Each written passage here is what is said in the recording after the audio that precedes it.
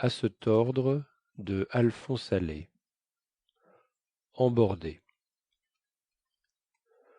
Le jeune et brillant maréchal des logis d'artillerie, Raoul de Montcocasse, est radieux.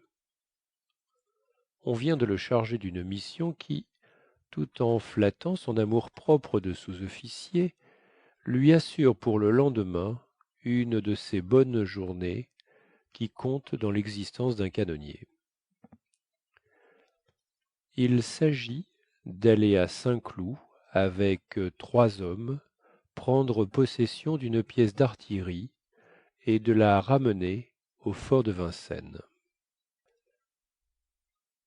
Rassurez-vous, lecteur pitoyable, cette histoire se passe en temps de paix et, durant toute cette page, notre ami Raoul ne courra pas de sérieux dangers.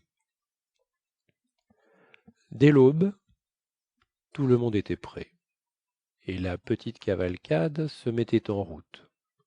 Un temps superbe. Jolie journée, fit Raoul, en caressant l'encolure de son cheval. En disant jolie journée, Raoul ne croyait pas si bien dire, car pour une jolie journée, ce fut une jolie journée. On arriva à Saint-Cloud sans encombre, mais avec un appétit d'artilleur qui rêve que ses obus sont en mortadelle. Très en fond ce jour-là, Raoul offrit à ses hommes un plantureux déjeuner à la caboche verte. Tout en fumant un bon cigare, on prit un bon café et un bon pousse-café, suivi lui-même de quelques autres bons pousse-café, et on était très rouge quand on songea à se faire livrer la pièce en question. Ne nous mettons pas en retard, remarqua Raoul. Je crois avoir observé plus haut qu'il faisait une jolie journée. Or, une jolie journée ne va pas sans un peu de chaleur, et la chaleur est bien connue pour donner soif à la troupe en général, et particulièrement à l'artillerie, qui est une arme d'élite. Heureusement, la Providence, qui veille à tout, a saupoudré les bords de la Seine d'un nombre appréciable de joyeux mastroquets, humecteurs jamais las des gosiers desséchés.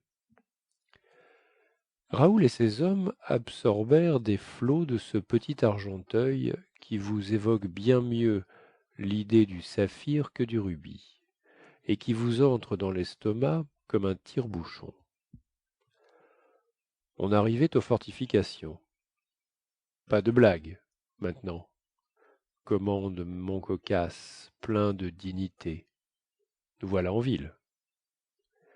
Et les artilleurs, subitement envahis par le sentiment du devoir, s'appliquèrent à prendre des attitudes décoratives, en rapport avec la mission qu'ils accomplissaient. Le canon lui-même, une bonne pièce de bange de 90, sembla redoubler de gravité. À la hauteur du pont Royal, Raoul se souvint qu'il avait tout près, dans le faubourg Saint-Germain, une brave tante qu'il avait désolée par ses jeunes débordements. C'est le moment, se dit-il, de lui montrer que je suis arrivé à quelque chose. Au grand galop, avec l'épouvantable tumulte de bronze sur les pavés de la rue de l'Université, on arriva devant le vieil hôtel de la douairière de Montcocasse. Tout le monde était aux fenêtres, la douairière comme les autres. Raoul fit caracoler son cheval, mit le sabre au clair, et saisissant son képi, comme il eût fait de quelque feutre empanaché, il salua sa tante ahurie, tel lépreux sans ancêtre, et disparut, lui, ses hommes et son canon, comme en rêve.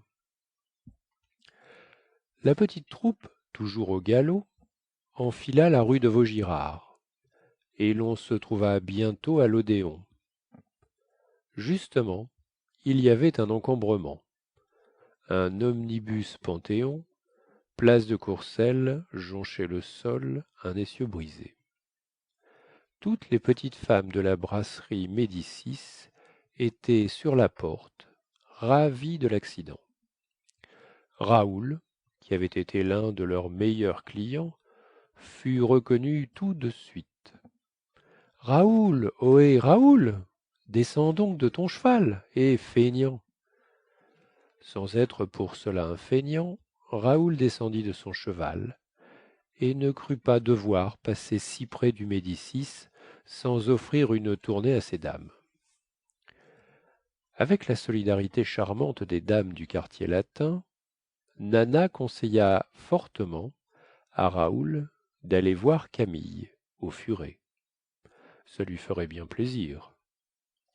Effectivement, cela fit grand plaisir à Camille de voir son ami Raoul en si bel attirail. Va donc dire bonjour à Palmyre, au coucou, ça lui fera bien plaisir.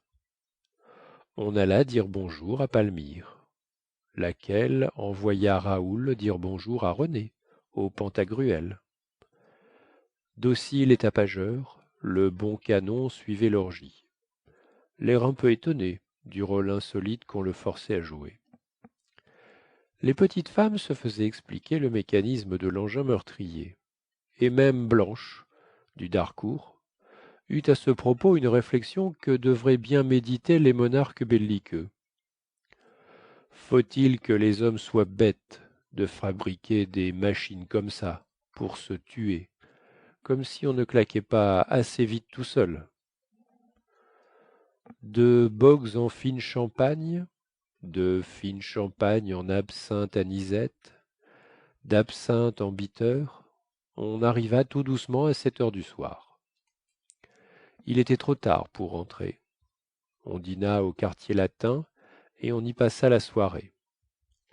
Les sergents de ville commençaient à s'inquiéter de ce bruyant canon et de ces chevaux fumants qu'on rencontrait dans toutes les rues à des allures inquiétantes. Mais que voulez-vous que la police fasse contre l'artillerie? Au petit jour, Raoul, ses hommes et son canon faisaient une entrée modeste dans le fort de Vincennes. Au risque d'affliger le lecteur sensible, j'ajouterai que le pauvre Raoul fut cassé de son grade et condamné à quelques semaines de prison. À la suite de cette aventure, complètement dégoûté de l'artillerie, il obtint de passer dans un régiment de spahis, dont il devint tout de suite le plus brillant ornement. Fin de Embordé.